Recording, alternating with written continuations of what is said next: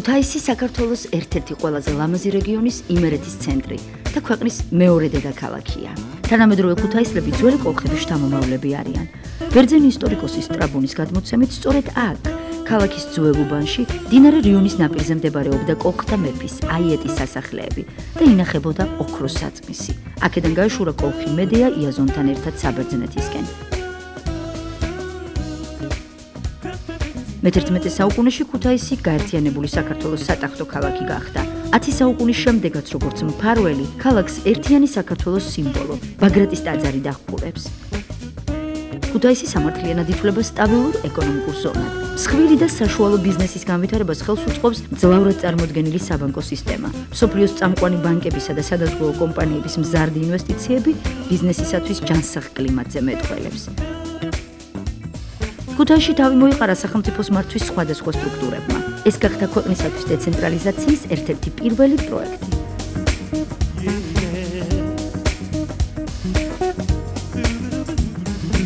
ქუთაისი თამამად შეიძლება სპორტული ტრადიციების ქალაქადაც ვაღიაროთ.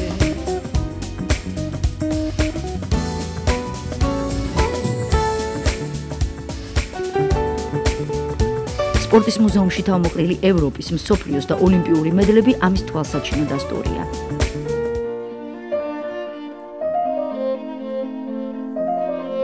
ხელოვნების მოყვარულთა საუკუნე ნახევრის დრამატული თეატრი, თოჯინების, ნიღბებისა და თანამედროვე ოპერის თეატრის გრანდიოზული შენობა ელოდებათ.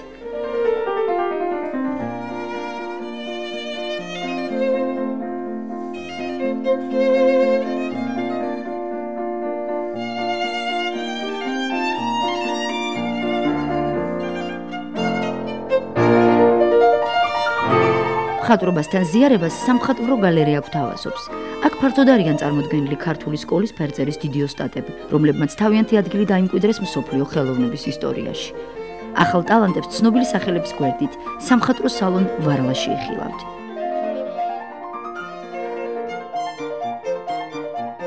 ისტორიასთან და წარსულის კულტურებთან შეხება ეთნოგრაფიულ მუზეუმშია შესაძლებელი. ექსპოზიცია პრეისტორიული ხანის მდიდარი პალეონტოლოგიური მასალებით იწყება. განსაკუთრებული ადგილი ბრინჯაოს ეპოქის კოლხური კულტურის უნიკალურ მეტალურგიულ კოლექციებს და საეკლესიო ხელოვნების ნიმუშებს უჭირავთ.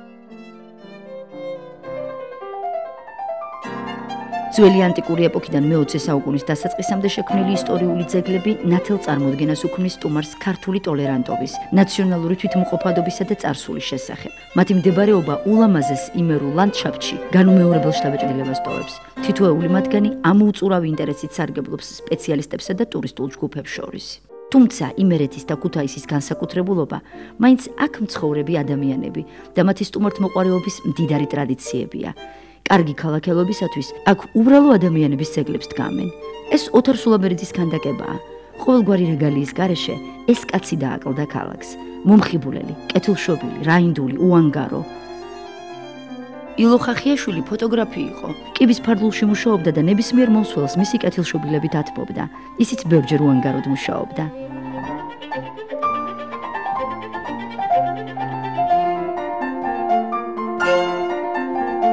და სწორედ ამიტომ საქართველოს მეორე დედაქალაქში ერთხელ ჩასული სტუმარი ამ ქალაქში მეორედ დაბრუნებას ცდილობს.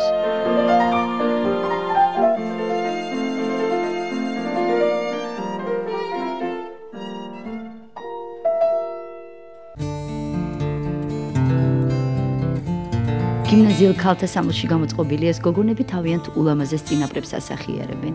საუკუნის წინ, როდესაც ქუთაისში ბაფთიანი გიტარის თანხლებით ტკბილ რომანსებს მღეროდნენ, ბაღის კიდეზე ფრანტები მანდილოსნებს ხელკავით ასეირნებდნენ, სელტერის წყლით და შოკოლადით უმასპინძლდებოდნენ, მომხიბულალი გიმნაზისტები სილამაზის დედოფლად აღიარებული საშა ჩიქოვანის თაოსნობით გვირილობას აწყობდნენ.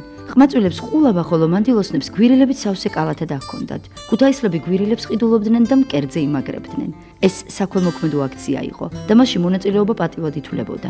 შემოწირულობებით დაგროვილი თანხა იმ დროს გახშირებულ ჭლეკით დაავადებულებს ხმარდებოდა. დღეს ჭლეკი აქტუალური აღარ არის, მაგრამ კაცთმოყვარეობის და თანადგომის ზეიმის ტრადიცია დღემდე არსებობს. 2 მაისს ქუთაისლები ისევ იკრიბებიან სტუმრებთან ერთად, რათა ერთმანეთს პატივი დაუდასტურონ და სითბო გაუზიარონ. კიდევ ერთი სანახაობა აჩუქონ ქალაქს.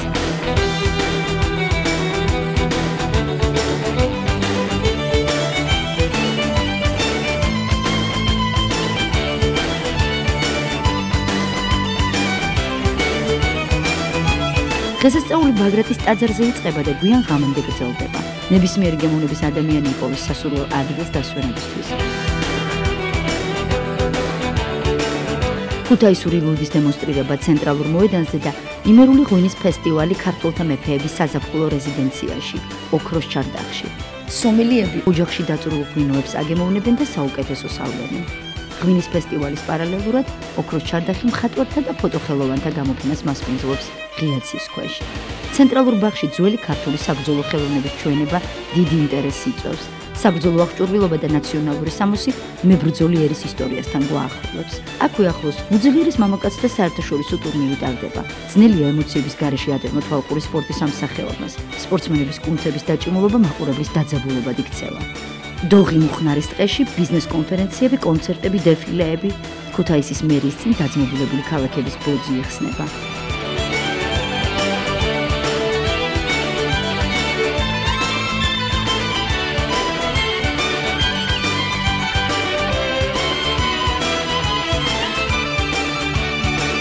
ორი მაისი ქუთაისის დღეა, არ დასავიწყებელი წარსულის გახსენების დღე.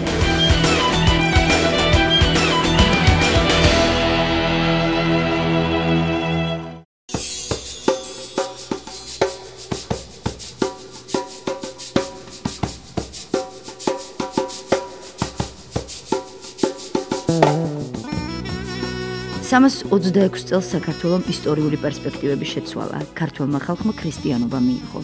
რელიგიური იდეით ნაგები მონასტრები სულ მალე განათლების და კულტურის ცენტრებად იქცნენ.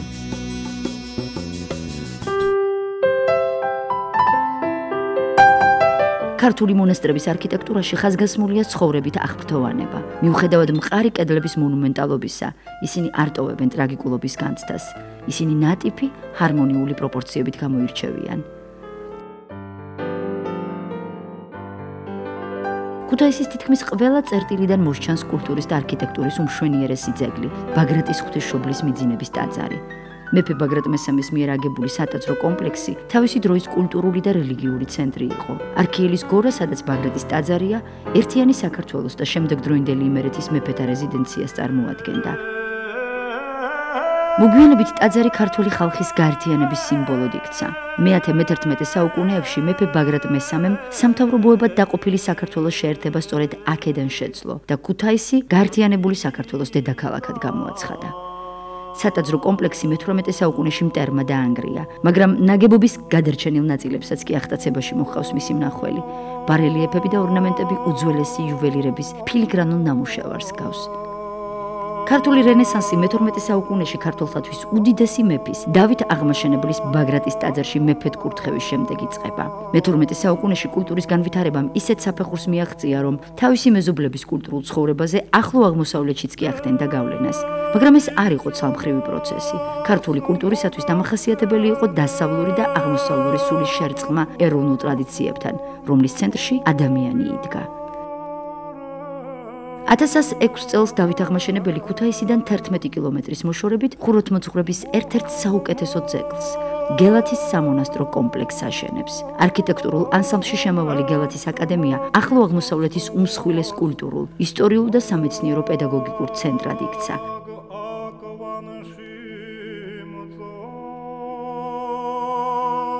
აკადემია საგანმანათლებლო ფუნქციას ასრულებდა ისე, როგორც დაახლოებით იმ დროს შექმნილი უნივერსიტეტები პარიზსა და ბოლონიაში. მონასტერი ციტადელითაა შემოღობილი. ცენტრალური ნაგებობა ღვთისმშობლის სახელობის ტაძარია, რომელშიც შენარჩუნებულია ხელოვნების და კულტურის ისეთი უნიკალური ნიმუშები, როგორიც არის გელათის მოზაიკა და ფრესკები. აქვეა გამოსახული დავით აღმაშენებლის ერთადერთი ფრესკა. მეფე დავითის საფლავი გალავნის თავდაპირველ კარიბჭეში მდებარეობს.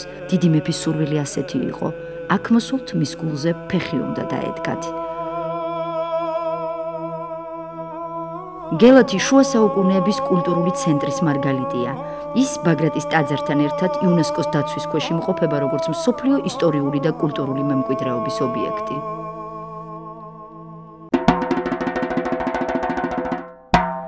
ვაზი და ადამიანი ამბობენ ქართულ მიწაზე ერთდროულად გაჩნდნენ. არქეოლოგებმა წარსული გეოლოგიური ეპოქების სამარხებში ვაზის ფოთლების კვალი და თიხის ჭურჭლებში კულტურული სორტების ყურძნის წიფწები აღმოაჩინეს. არსებობს ევროპელი მეცნიერების კვლევები, რომელთა მიხედვით ღვინის წარმოების ევროპაში შეღწევა სწორედ საქართველოდან მოხდა. საქართველო ღვინის სამშობლოდ შეიძლება ჩაითვალოს. ძველ საქართველოში ღვინის წარმოების მაღალ კულტურას ქართველების ტრადიციებიც ადასტურებს.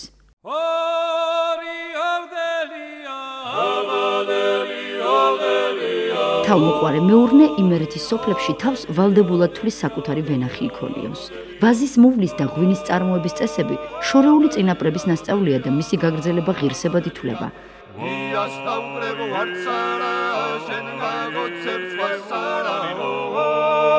ნაყოფიერი ნიადაგის და დაუღალავი მიზანდასახული შრომის შედეგად ჩვენამდე 450-მა აბორიგენული ჯიშის ვაზმა მოაღწია.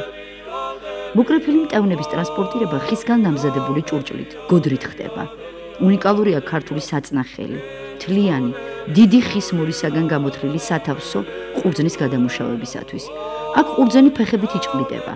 ეს ყველაზე ნაზი მეთოდია ტკბილის მისაღებად, რადგან მარცვალი თანაბრად იწურება, ხოლო კლერტი და წიფწა არ ზიანდება. საწნახელში დაწურული ღვინო დიდი სხეულით, სირბილით და ჰარმონიულობით გამოირჩევა. მისი გემოვნური თვისებები უნაკლოდ ინახება.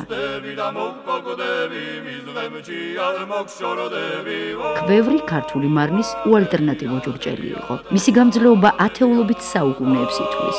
სწორედ ქვევრთანაა დაკავშირებული ქართული ღვინოების თავისებურებანი. მიწაში მოთავსებული თიხის ჭურჭელი ბუნებრივად ნაკლებად რყევად ტემპერატურას ქმნის. ეს იდეალური პირობებია ტკბილის ალკოჰოლური დუღილის, დალექვისა და დაღვინებისათვის.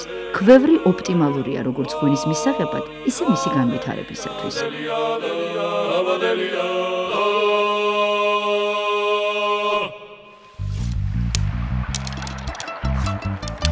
თბილისი-ქუთაისის გზატკეცილზე მოგზაურობისას ღვინის მწარმოებელ ქარხანამ მეღვინეობა ხარებას შენიშნავთ.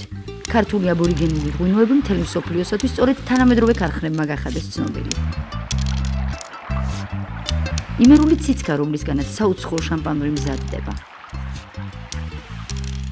ნაზი, სასიამოვნო ცოლიკოური და კრახუნა, რომელიც მაღალ გემურ თვისებებს და ბუკეტს 15 წლის შემდეგ ივითარებს, უცხოურ ამპელოგრაფიულ ნაშრომებში აღწერილი. ამ ღვინოებს ჯერ კიდევ ძველი კოლხები მიირთმევდნენ. ისტორიას არ შემოუნახავს ცნობები თუ რომელი ღვინით გაუმასპინძლდა აიეტი იაზონს. შესაძლოა ეს კოლხეთის კერის კულტურული ვაზის ჯიში ოცხანური საფერე იყო. ის მეღვინეებისაგან ურთულეს, ფაქიზ მოვლას და მოკრეფას ითხოვს. სანაცვლოდ მაღალი ღირსების მქონე ღვინოს იძლევა. ოცხანური საფერეს ყურძენს ამ ვენახებში მნიშვნელოვანი ადგილი უჭირავს. მისგან კომპანია სუფრის წითელ მშრალ ღვინოს ამზადებს, რომელსაც უკრაინაში, გერმანიაში, ინგლისში, კანადაში და ამერიკაში მიირთმევენ.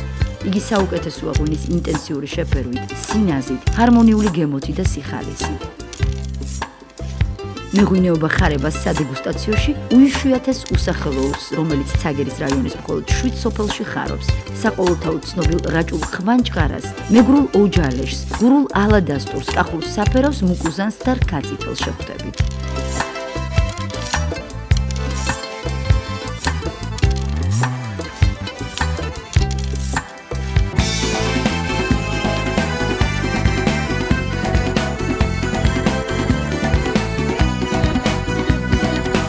ძველი შემოდგომაზე ერთ-ერთი ყველაზე ემოციური პერიოდია. ამ დროს ტურისტს შეუძლია განიცადოს ის, რასაც ძველი კოლხები განიცდიდნენ, მიიღოს მონაწილეობა ყურძნის კრეფის და დაწურვის ყველა ეტაპზე.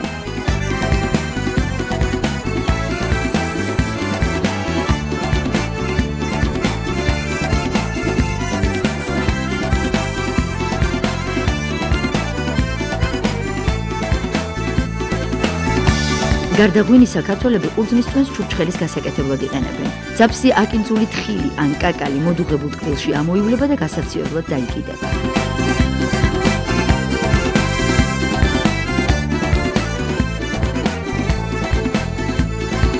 თველის დასრულება ყოველთვის სუფრით აღინიშნება. განსაკუთრებულია ქართული სუფრაც. ის ყოველთვის მრავალფეროვნებით გამოირჩევა.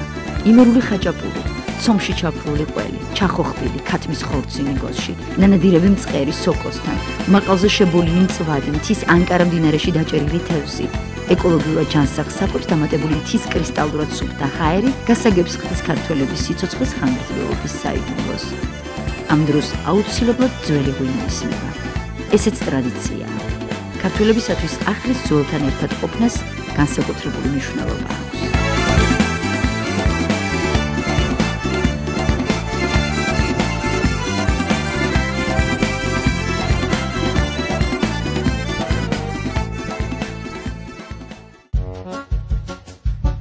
ორი საუკუნის წინ ირემზე დადევნებულმა მონადირეებმა უღრან ტყეში მიწიდან ამოსული ცივი წყალი აღმოაჩინეს. მას შემდეგ ამ მინერალური წყლებით ადამიანები სარგებლობენ. დღეს უკვე საირმე საყოველთაოდ ცნობილი კურორტია, რომელიც ზღვის დონიდან 950 მეტრის სიმაღლეზე და ქუთაისიდან 50 კილომეტრში მდებარეობს.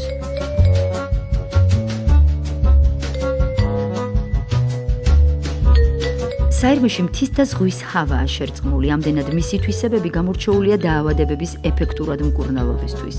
განუმეორებელია საირმის მინერალური წყლების ზემოქმედება თირკმლისა და შარდმდენის მკურნალობის დროს. ასევე განუმეორებელი ეფექტი აქვს კუჭის, ნაწლავების, ღვიძლის და ნივთიერებათა ცვლის პრობლემებისას. უნიკალური ქიმიური შემადგენლობის წყლებით განთქმული კურორტი საირმე მისი მომაჯადოებელი ბუნებითა და რბილი კლიმატით მოგზაურთათვის წლის ყველა სეზონზე მიმზიდველია.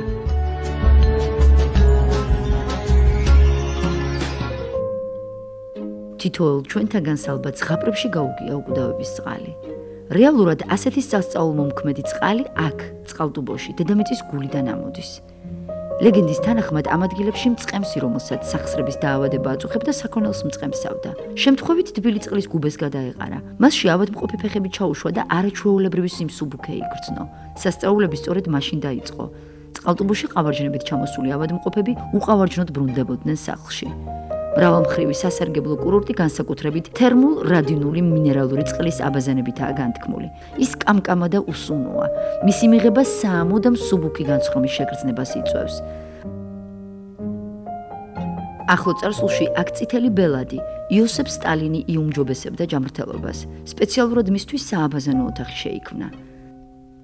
სასიამოვნო, თითქმის ადამიანის სხეულის ტემპერატურის წყალი დაახლოებით 60-მდე დაავადებას ამარცხებს უფრო სწრაფად და საიმედოდ, ვიდრე ნებისმიერი ძლიერ მოქმედი წამალი. წყალტუბო ერთ-ერთი ყველაზე პოპულარული კურორტი იყო ყოფილ საბჭოთა კავშირში. შთამბეჭდავი არქიტექტურის ფეშენებელურ სასტუმროებთან ერთად აქ შენარჩუნებულია კომუნისტური ნომენკლატურისათვის დამახასიათებელი რამოდენიმე ნომრის ინტერიერი, სადაც სტუმარს სრულად შეუძლია შეიგრძნოს კომუნისტური ეპოქის პარტიული ლიდერების ცხოვრების წესი. წყალტუბოს ქუთაისამდე სულ 10 კილომეტრი აშორებს.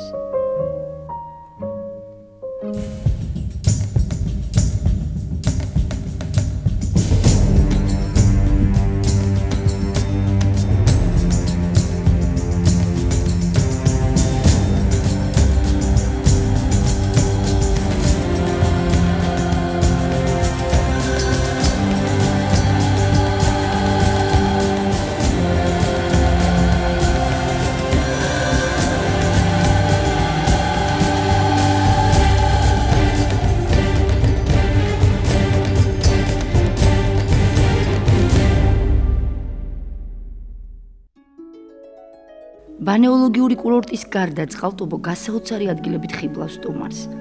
სათაფლის ნაკრძალი წყალტუბოდან 5, ხოლო ქუთაისიდან 7 კილომეტრის მანძილზე მდებარეობს. პირველი, რაც დამთვალიერებელს ხვდება, საკონსერვაციო ნაგებობაა. ორ ტერასაზე 4 ტონიანი ბალახის მჭამელი სტეგოზავრების და 15 მეტრის სიგრძის გიგანტური მტაცებლების, ტირანოზავრების ნაკვალევს რბილი შუქი გამოყოფს. ისინი 120 მილიონი წლის წინ აქ, ზღვის ნაპირზე ბალახობდნენ. ნაკვალევი ქუთაისელი პედაგოგის და ნატურალისტის პეტრე ჭაბუკიანის მიერ იქნა აღმოჩენილი, რომლის სახელსაც სათაფლის ულამაზესი კასტრული მღვიმე უკავშირდება.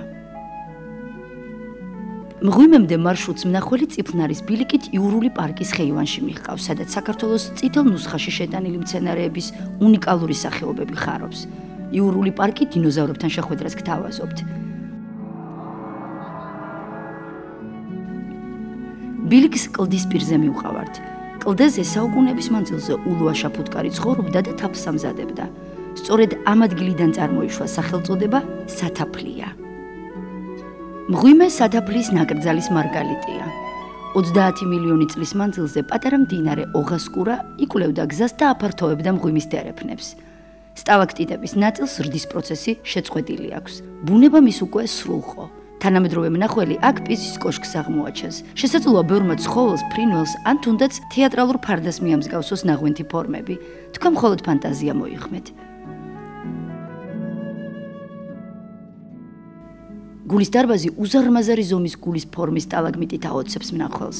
მილიონობით წელია ზემოდან მაცოცხლებელი სტალაქტიტი კვებავს სტალაგმიტს კალციტებით მდიდარი წყლით. გულის ფორმაში ბუნებრივად ჯიბია ამოჭრილი. ამბობენ, მასში ხელის ჩაყოფით სურვილები ახდება. მღვიმეში ბილიკი 309 მეტრზეა დაგებული და მასში ტემპერატურა მუდმივად 14 გრადუსია. მღვიმიდან გამოსულთ ეგზოტიკური კაფეტერია სასიამოვნო დასვენებას თავაზობს არანაკლებ ეგზოტიკურ ბუნებაში. საგამოფენო დარბაზი სამყაროს განვითარების ისტორიაზე მოგვითხრობს. ვიზიტორთა ცენტრში, სათაფლის ტყის შუაგულში, ყველა მსურველს შეუძლია თანამედროვე სტანდარტის სასტუმრო სერვისით ისარგებლოს. სათაფლის ნაკრძალის ერთ-ერთი ყველაზე თვალწარმტაცი ადგილი კლდიდან ქუთაისზე გადასახედია. მას შუშის იატაკი აქვს და 10 მეტრით ჰაერშია გადაკიდებული. ექსტრემის მოყვარულებს საშუალება აქვთ კოლხეთის დაბლობის ულამაზესი პეიზაჟებით დადგმდნენ.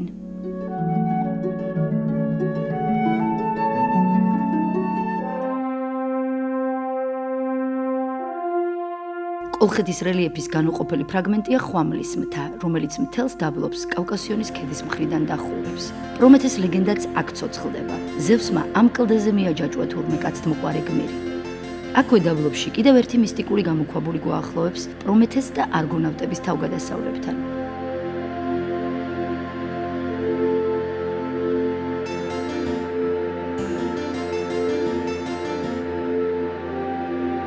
სწორედ არგონავტების დარბაზი ეგებება დასაწყისშივე სტუმარს.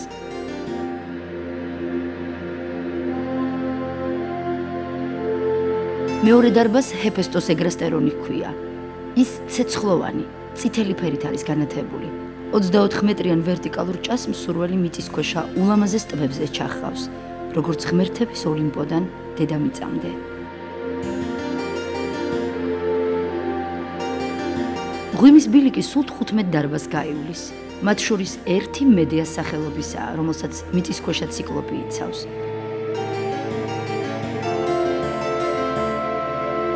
აქ სტალაქტიტებსაც აიეტის ასულის ხასიათის მსგავსად ფორმები უჩვეულო აქვს, ფიზიკის კანონების საწინააღმდეგოდ.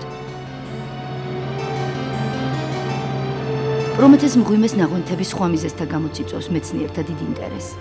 29-53 წლის წინ დედამიწაზე დიდი გამყინვარების დროს, როცა წყალი ყველგან ყინულად იყო ქცეული, სტალაქტიტები ამ მღვიმეში სრდას აგრძელებდნენ.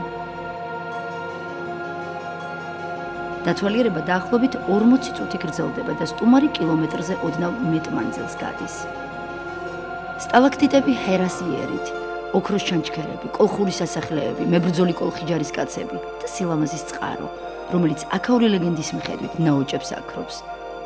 მღვიმე ევროპაში ერთ-ერთი უმდიდრესია.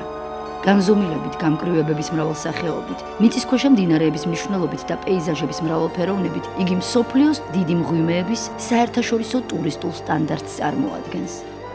ყველაზე დიდი პრომეთეს დარბაზია, გრანდიოზული სივრცით და მდიდარი ფორმებით, სადაც შუქის და მუსიკის ფანტომური სანახაობა იმართება. მოგზაურობას იბერიის დარბაზი ასრულებს, საიდანაც საშობაო ნაძვის ხე მისი ბრწყინვალებით, ოპტიმიზმს და საუკეთესო შთაბეჭდილებებს გატანს. საქართველო უძველესი დროიდან უმნიშვნელოვანესი სატრანსპორტო დერეფანი იყო ევროპასა და აზიას შორის. ყველაზე ნათლად ეს ქუთაისიდან 30-15 კილომეტრში ვანის მაგალითზე ჩანს.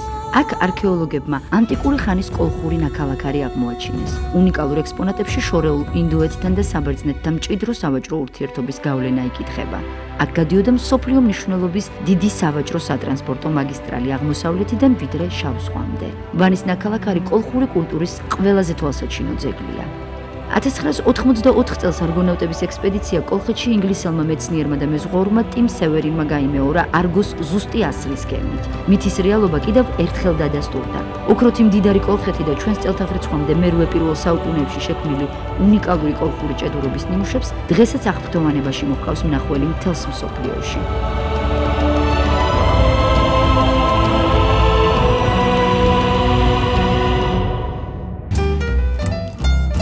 სატრანსპორტო დერეფნის ფუნქციას საქართველოს დღესაც ინარჩუნებს. ხოლო საქართველოში მოგზაურობისათვის ქუთაისის მდებარეობა ერთ-ერთი ყველაზე მოხერხებულია. აქ 2 აეროპორტი და 2 რკინიგზის სადგური ფუნქციონირებს. მას საქართველოს დედაქალაქს თბილისს 2 საათნახევარი აშორებს. ბათუმს, ულამაზესი აჭარის ცენტრს და შავი ზღვის სანაპიროს კიდევ უფრო ნაკლები. ფოთის პორტამდე კი 1 საათის სავალი გზაა.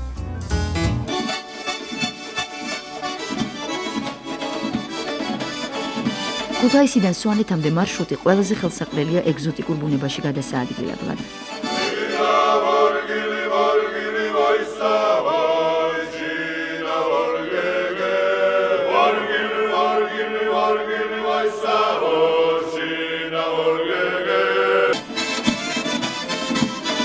სვანური არქიტექტურით, ყოფის დეტალებით, ტრადიციითა და ფოლკლორით ამ მთებში მოგზაურისათვის დროც ისვენებს.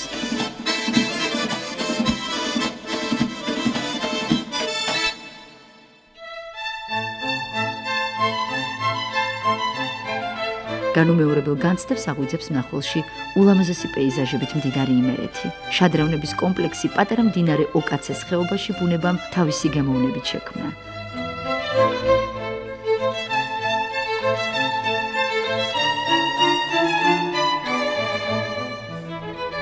აქვე ხონის რაიონის სოფელ გორდში და სამეგრელოში მარტვილის მახლობლად ბუნების კიდევ რამდენიმე შთამბეჭდავი ძეგლია.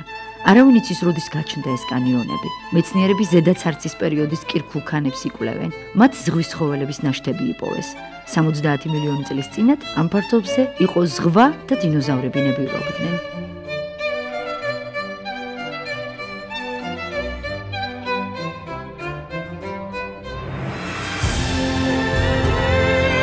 ქუთაისიდან საქართველოში მოგზაურობა ნიშნავს იხილოთ ძველი ქვეყნის უნიკალური ძეგლები.